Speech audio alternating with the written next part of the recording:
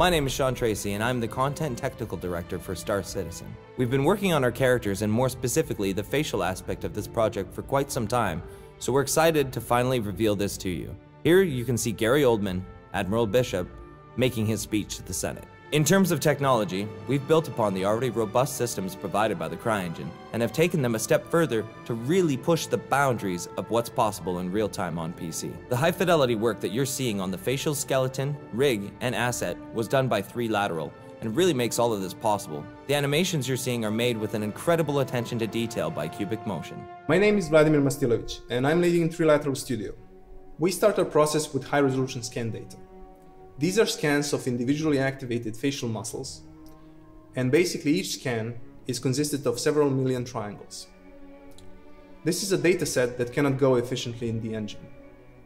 And each scan is a snapshot in time, and it doesn't have any correlation with any other scan. This is why we have written a tool that will analyze the surface of the skin and will find correspondences between each scan. Through this process, we're finding hundreds of thousands of correspondence points between each scan pair, and this enables us to produce blend shapes on any custom topology for these scans. Scans are then handled by our artists, who are examining for any unwanted motion, and they are putting it in context and modeling a constellation of hundreds of shapes that will then be used to produce a facial rig, which is essentially a digital puppet of the character, which can then be animated and transferred to a game engine as an optimized dataset. When it comes to photoreal characters, everything is important. Not only that character itself needs to look correct in terms of its shape and its texture, but it also needs to look correct when it's animated. This also needs to extend to micro level, so that skin stretching and the pore stretching, the blood flow in the skin, and even a tiny layer of fluid between the eyelid and the eyeball behaves correctly so that it maintains the illusion of a live character in a scene. Essential for doing this on such high volume project is not only having a large team, but also having proper production tools. Essential also to solving this problem are our production partners, Cubic Motion. At Cubic Motion, we're responsible for accurately recreating the actors' performances using the face rig designed by 3Lateral.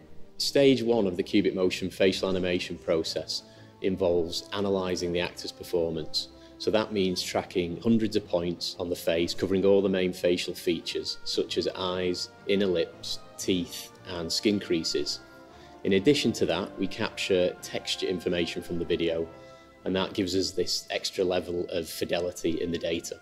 After we have analysed the performance, we move on to stage 2 in the process, and this means solving the data to the CG character's face rig.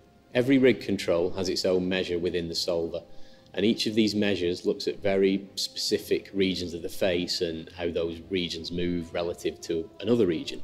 We can combine multiple measures, and what this means is that we can then accurately recreate realistic facial motion, like when you speak or when you emote. So let's take 2 examples of the solver in action. Firstly, we've got a funneling mouth shape, and this shape is essential for facial animation and lip sync. A second example would be the nuance that we can capture. So if you look in this demo video, what you can see are very small eye twitches that are happening under the actor's skin almost, and you can see then inside of Maya that the solver has captured these and transferred the data across to the relevant control within the face rig. Once we have solved the data to all of the facial rig controls, we can then finalize the animation and then pass that data across to Cloud Imperium, and they can integrate it into the game engine.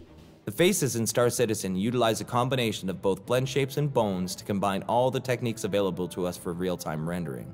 If I enable a debug overlay, you'll see a color-coded wireframe that indicates how many bone influences there are per vert. This is important as it gives us smoother and more realistic deformation. Recent updates to our technology allow us to compute this on the GPU, which means better performance and even more characters using it. At the same time, blend shapes are driven by the animation. Bishop uses over 400 of these blend shapes to accurately convey the actor's performance. We also use these shapes to apply the tangents to the mesh, meaning the shading is updated accurately as these shapes are blended in between. One more obvious addition is comprehensive support for animated diffuse, also called blood flow maps, as well as animated wrinkles. When used together, this yields a whole new level of facial performance. You can see when I toggle the feature, the change is dramatic. There are even more subtle uses, such as making the lips lighter when they stretch or darker when they purse. Where previous games on the CryEngine used a single wrinkle map texture, we have extended this to use 1, 2, or even 3 wrinkle and blood flow maps. This ends up giving us 44 different areas on the face to blend in diffuse and normals, making unique wrinkles and expressions as accurate as possible. You can get an idea of the complexity of this system through this debug view, where white highlights indicate the blend areas and their relative intensities. We've made other subtle improvements to add a bit more life to the eyes.